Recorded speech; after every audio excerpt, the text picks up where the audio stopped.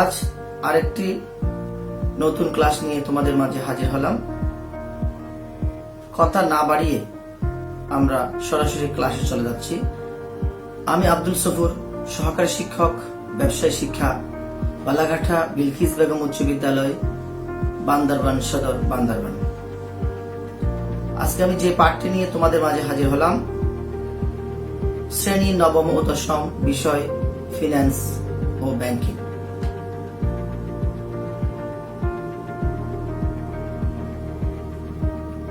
প্রিয় শিক্ষার্থীরা, আমরা এখানে দুটি ছবি দেখতে পাচ্ছি। ছবি দুটিতে তোমরা কি দেখতে পাচ্ছ?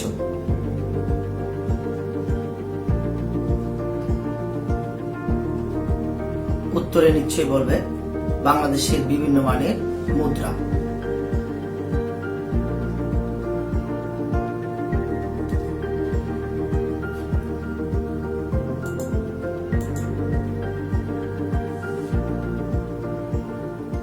প্রিয় শিক্ষার্থীরা, আরো দুটি, এবার ছবি দুটিতে কি দেখা যাচ্ছে? আমাদের নিত্য প্রয়োজনীয় জিনিসপত্র, চাল, ডাল, পটল, মাছ, মাংস ইত্যাদি। এবার বলো দেখি, এখন 100 টাকায় যে পরিমাণ পণ্য পাওয়া যাবে 1 বছর পর কি ওই পণ্য পাওয়া যাবে?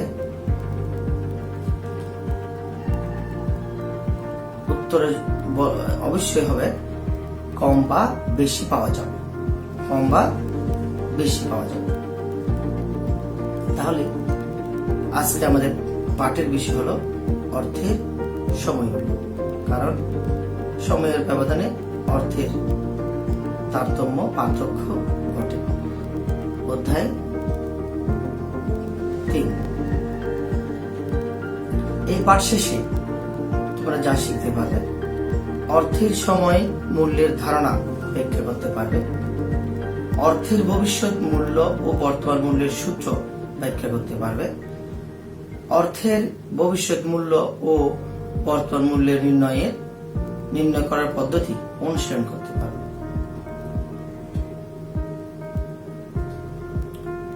স্ক্রিনে তোমরা একটা ছবি দেখতে পাচ্ছ। এই ছবিটা হলো ব্যাংকের লেনদেন হচ্ছে, এটা ব্যাংকের লেনদেন হচ্ছে। প্রিয় শিক্ষার্থীরা, ব্যাংকে আমরা মূলত কেন যাই? একটা ব্যবসা প্রতিষ্ঠান যখন গড়ে ওঠে তখন ব্যাংকের সাথে বিভিন্ন হিসেবের লেনদেন হয়ে থাকে। বিশেষ করে চলতি হিসেবের লেনদেন হয়ে থাকে ব্যবসায়ীদের জন্য। তো ব্যাংকে মূলত টাকা রাখতে অথবা উত্তোলন করতে যাই। তো ব্যবসায়ী প্রয়োজনে যে টাকাগুলো আমরা ব্যাংকে রাখবো, সে টাকা রাখার জন্য, আবার ব্যবসায়ের প্রয়োজনে টাকা তোলার জন্য আমরা ব্যাংকে যাই।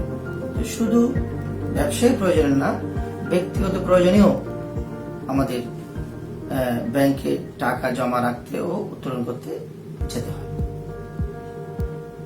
ধরো এবছর তুমি 1000 টাকা ব্যাংকে জমা রাখলে, 1 বছর পর ব্যাংক থেকে তুমি কত টাকা পাবে? নিশ্চয়ই কিছুটা তারতম্য হবে, কারণ তুমি যে ব্যাংকে টাকা জমা রাখবে তার উপর একটা নির্দিষ্ট হারে মুনাফা দিতে পারে। উত্তরে হবে 1000 টাকার বেশি পাবে। অবশ্যই কি 1000 টাকা বেশি পাবে। মোট কথা, সময়ের পরিবর্তনের সাথে সাথে অর্থের মূল্যের পার্থক্য ঘটে। একটি উদাহরণের মাধ্যমে বিষয়টি স্পষ্ট করা যায়। ধরো শতকরা 10 টাকা হার সুদে, শতকরা 10 টাকা হার সুদে 100 টাকা এখন ব্যাংকে জমা রাখলে, তবে ব্যাংক আগামী বছর তোমাকে 100 যোগ 10 সমান 110 টাকা দিবে। সুতরাং দেখা যাচ্ছে যে এখনকার 100 টাকা আগামী বছরের 110 টাকার সমান মূল্য বহন করে। অর্থাৎ এখন যে 100 টাকা ব্যাংকে জমা রেখেছে, মুনাফা যোগ হয়ে আগামী বছর এটা 110 টাকা হবে। অর্থাৎ এই বছরের 100 টাকা আগামী বছরের সমান মূল্য 110 টাকা সমান মূল্য বহন করে। অর্থের ভবিষ্যৎ মূল্য নির্ধারণের সূত্র। ভবিষ্যৎ মূল্যের সূত্র FB সমান PV ইন্টু 1 যোগ I হোল N। এখানে FV ভবিষ্যৎ মূল্য, PV বর্তমান মূল্য, I সুদের হার ও N সময় বা কাল। যেমন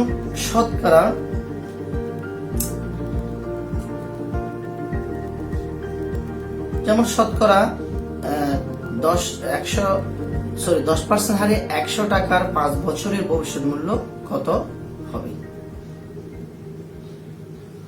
সূত্র অনুযায়ী এখানে PV সমান 100 টাকা, I 10% ও N 5 বছর। সূত্রের মান বসিয়ে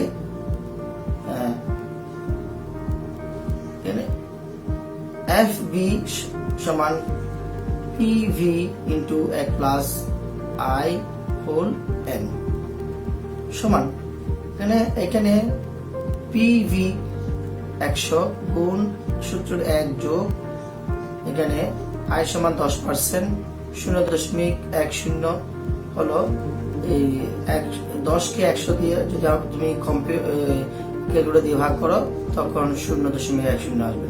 উপরে হোল 5, N সমান 5 বছর। এখন 100 গুণ 1 সাথে 0.10 যোগ করলে 1.10 হয়। 100 গুণ 1.10 5 বার গুণ করলে 1.61 হয়। এটা সায়েন্টিফিক ক্যালকুলেটরের সাহায্যে গুণ করাটা একটু সহজ। যেমন এখানে 1.10 গুণ চিহ্ন দিয়ে এই চিহ্নটা দিবে 1.10, তারপর এই চিহ্নটা, তারপর দিবে 5 ইকুয়াল দিলে এই ফলাফলটা পাওয়া যাবে। তো এটা রুট চিহ্ন হয়, মানে বর্গ চিহ্ন। তো এই সায়েন্টিফিক ক্যালকুলেটরে এই চিহ্নটা আছে, এই চিহ্নটা অর্থাৎ 1.10 এই চিহ্নটা দিবা, তারপর 5 সমান 40। ওকে, এবার ফলাফল 100 সাথে গুণ করলে এই ফলাফলটা পাওয়া যাবে। ওকে প্রিয় শিক্ষার্থীরা, এবার দুইটা প্রশ্ন দেখো। ক, জনাব করিম 10% মুনাফায় 25,000 টাকা 3 বছরের জন্য ব্যাংকে জমা রাখলো। 3 বছর পর সে ব্যাংক থেকে কত টাকা পাবে? আরেকটা অঙ্ক দেখো, যদি মুনাফার হার 20% হয় তাহলে 3 বছর পরে সে কত টাকা পাবে? এই দুটি অঙ্কের সমাধান নিচে তোমাদেরকে বুঝে দেওয়ার চেষ্টা করো, আর তোমরা মনোযোগ সহকারে ভালো মতো ক্লাসটি শেষ করবে। প্রথমটা সূত্র অনুযায়ী এখানে PV সমান 25,000 টাকা, I সমান 10% ও N সমান 3 বছর।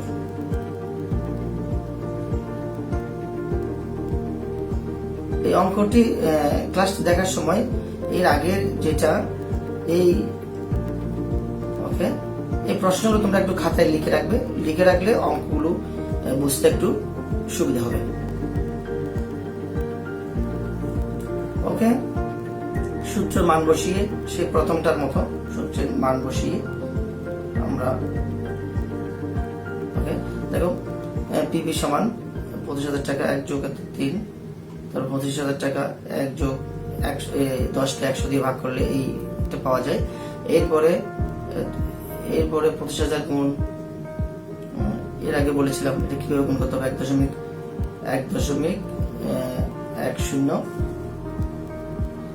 তারপর এই চিহ্নটা 1.10, তারপরে এই চিহ্নটা দিয়ে 3, তারপর ইকুয়াল দিলে এই মোট সংখ্যাটা বের হয়ে আসবে। এরপর খ নাম্বারে সূত্র অনুযায়ী সব লেখা হলো। এখানে শুধু ব্যতিক্রম হবে 20%, এখানে 10% ছিল, এখানে হবে 20%। শুধু 10% জায়গায় 20%টা দিলেই হয়ে যাবে। একইভাবে গুণ করে ফলাফল পাওয়া যাবে। যেমন এখানে 25,000 টাকা সে আগের মতোই আছে, শুধু 100 দিয়ে 20 দিয়ে 100কে ভাগ করলে এই সংখ্যাটা বের হবে। তারপর 1.20কে ক্যালকুলেটরের সাহায্যে এই চিহ্নটা দিয়ে, তারপর আবার এটার সাথে 25,000 টাকার সাথে এটা গুণ করে ফলাফলটা পাওয়া যাবে। অর্থের সমমূল্য নির্ধারণ 2 নম্বর সূত্রের মাধ্যমে আমরা অর্থের সমমূল্য নির্ধারণ দেখব। পিবি সমান এফবি বাই 1 যোগ 1 প্লাস আই হোল এন। এখানে পিবি সমান বর্তমান মূল্য, এফবি সমান ভবিষ্যৎ মূল্য, আই সমান সুদের হার, এন সমান সময়কাল, আগের মতোই। তো সূত্র মধ্যে এখানে আমরা ওখানে বের করেছিলাম যে ফিউচার ভ্যালু, আর এখানে হচ্ছে কি প্রেজেন্ট ভ্যালু, বর্তমান মূল্য।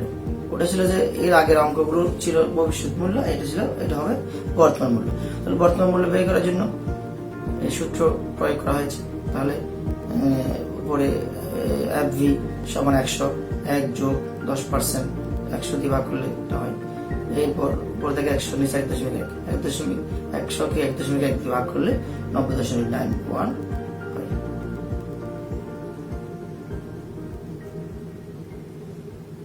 ব্যবহারিক জনাব আশরাফ হোসেন শতকরা 10% হার সুদে 5 বছরের জন্য কিছু টাকা ব্যাংকে জমা রেখে নির্ধারিত সময় শেষে 50,000 টাকা পেতে চান। এই ক্ষেত্রে তাকে কত টাকা ব্যাংকে জমা রাখতে হবে? দেখো পিবি সমান আগের মতো সূত্রটাই ব্যবহার করা হলো, দেখো বরাবর এর আগের অঙ্কটার সূত্র প্রয়োগ করে অঙ্কটা করা হলো। এফবি সমান এত 50,000 টাকা, তারপর 10%, 100 দিয়ে 10কে ভাগ করলে 0.10